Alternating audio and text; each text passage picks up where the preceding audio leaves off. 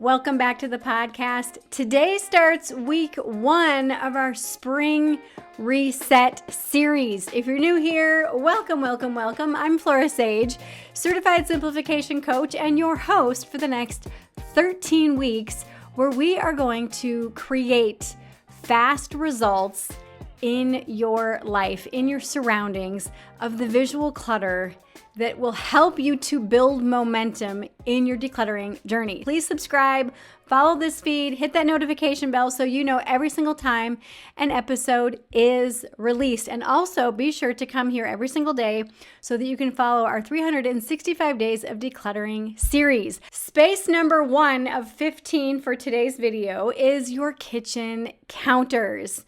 Your kitchen counters set the emotional tone for your day, not just for you, but for every single person in your home.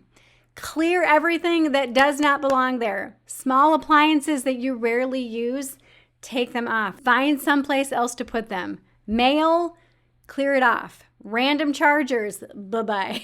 Keep only what you use daily. This is something that you are going to feel the shift immediately when you clear off your kitchen counters. Number 2 is your entryway. This is the first thing that you see when you walk in. Shoes piled up, bags dropped, random receipts. Reset this space. Limit the number of shoes that you have out. Hang or store your bags in a closet. Clear off the floor. Your entryway is training your brain to associate home with calm. Make this one of your big priorities this week is to calmify your entryway, all right? Okay, space number 3 that we're gonna tackle this week is your refrigerator. Clear out all expired condiments. All those random mystery leftovers, clear out. All the half-used sauces from 2021, 2022, even 2023. Toss everything that's expired. Wipe down the shelves. Group like items together. And when you open your refrigerator door after this, notice how you feel. Number 4, expired pantry items. Go into your pantry where all your dry goods, canned goods, all that stuff is. Check the dates. Be honest with yourself. If you haven't touched something in 2 years, even if it's not expired, you're probably not going to suddenly become the kind of person who cooks that thing next week, okay? If you just bought it, maybe it was on clearance, maybe you had a coupon or something and you're like, or maybe you bought something to try it and it looked really good, so you bought like 2 or 3 of them and then you tried it and you're like, this was not really good. Give it away. If it's still good, give it away. Ask a neighbor, ask a friend, ask a family member, donate it, but be honest with yourself. Clear out expired things, clear out the things that you know you're not going to eat again. Clear it. And notice how your pantry feels when this is cleared out and organized. Space number 5 that we're going to clear out this week is your coffee and tea station. Clear out any mugs that you really just don't love using. Any duplicate tools that you have, if you have those frothers, which actually those frothers are now coming free when you buy certain things. Now, we had like 4 of them, and I was like, how did we end up with 4 of these things? This is crazy. So we got rid of literally all of them because we just upgraded to this fabulous new frother. But anyway, all of your old sweeteners that you bought that you maybe used for a little bit, but you didn't really like them, get rid of all those. Keep your favorites of all of the things in this station. Donate the rest. This is going to give you a space when you have your morning coffee ritual or your afternoon tea ritual. You're going to notice all the calm, all the peace that's there because you only have in that space what you use and what you love and what is current. Space number 6 that we're clearing through this week is your nightstand. All your random hair ties, half-read books, all of the nail polish, that literally everything that you have on there, old receipts, all the change, everything. Clear it off completely. Wash and wipe everything down and only put on there what you require right before you go to bed or while you're sleeping. Some people have water, some people have chapstick, some people have a journal, maybe some spiritual items or religious items, whatever it is. Have the essentials and no more, because When you see a messy nightstand before you go to bed, that literally can activate your nervous system. And so going to bed with an activated nervous system is no bueno, especially if you want to try to get really restful, restorative sleep. Having a cleared off nightstand that's calming to your nervous system sets the tone for a really great night's sleep. All right, moving on to number 7, bathroom clutter. Expired makeup, half-empty bottles, samples that you never use. Keep what you actually reach for and get rid of anything that you don't. Wipe everything down, make it look nice and pretty, put things away that you only use once a day or less. And I promise you, this is something, especially this one is kind of like the kitchen counter where it literally sets the tone. If you're having an irritated day and you walk into the bathroom and it's just all clutter all everywhere, you're probably going to get more irritated. This is very much like the kitchen counter. This not just impacts you, but it impacts literally everyone else. So notice what it feels like when you walk into the bathroom and the counter is clear and you're like, yes, this feels so good. All right. Number 8, the top of your dresser. All your jewelry piles, the loose change, the random papers. Contain or remove these items. Relocate them. Flat surfaces typically tend to attract clutter, and the top of dressers are usually one that is people's hot spots. Okay, so give yourself permission to clear everything off, contain the things, move like items together, repurpose, relocate items, and only have on there what's required for you when you are getting dressed.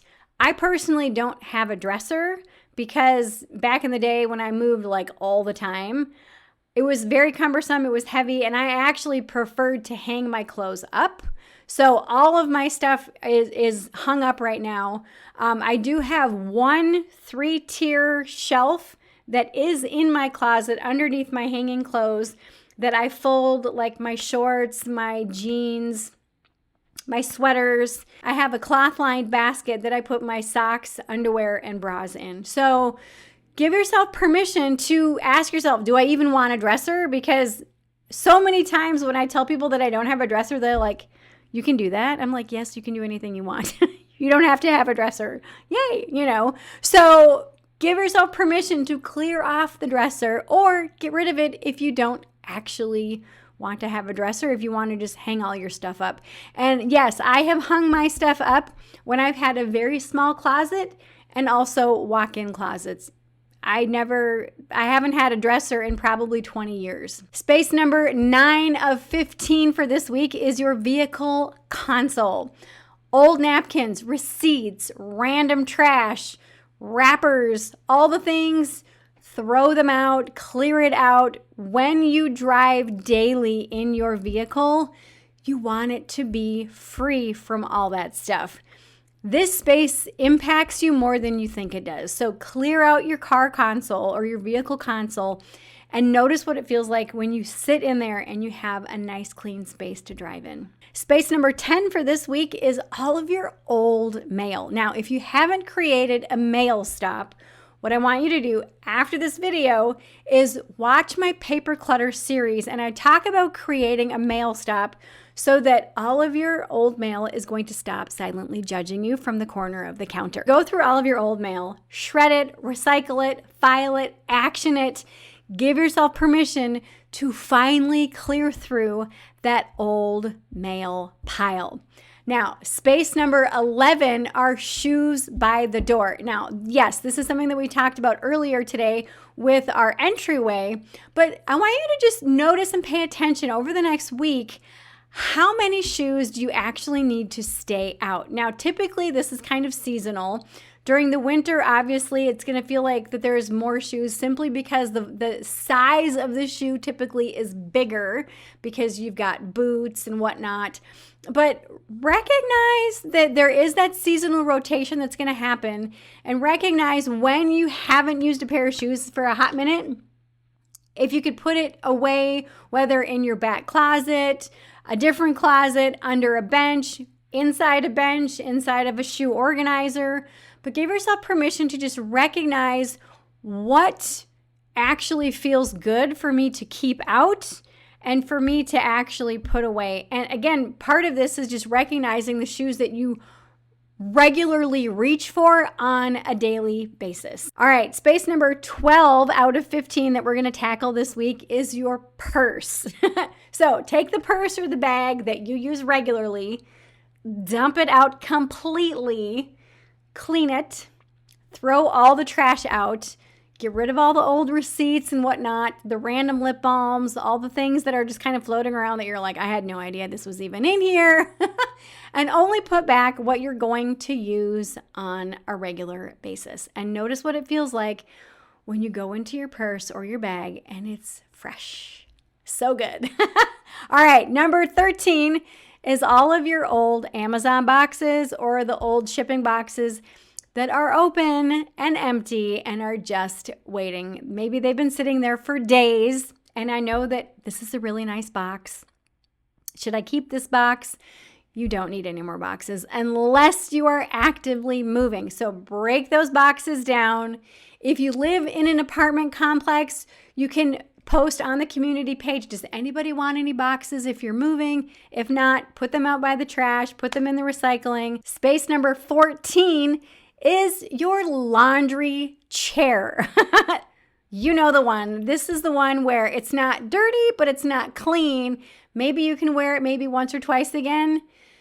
Decide where each pile goes. I share with my clients that you can re-hang up clothes if it's not completely clean, but it's not completely dirty. You can actually create a section in your closet where you hang up clothes that maybe you've worn once or twice. That's okay to do, but decide where each piece of clothes go. Is it really dirty? Is it not dirty? Can I hang it up? Can I put it away? And then you can reclaim the chair or the piece of exercise equipment that has been piled high with laundry. The last thing that we're going to tackle this week, number 15, is random surface piles, otherwise known as a hot spot.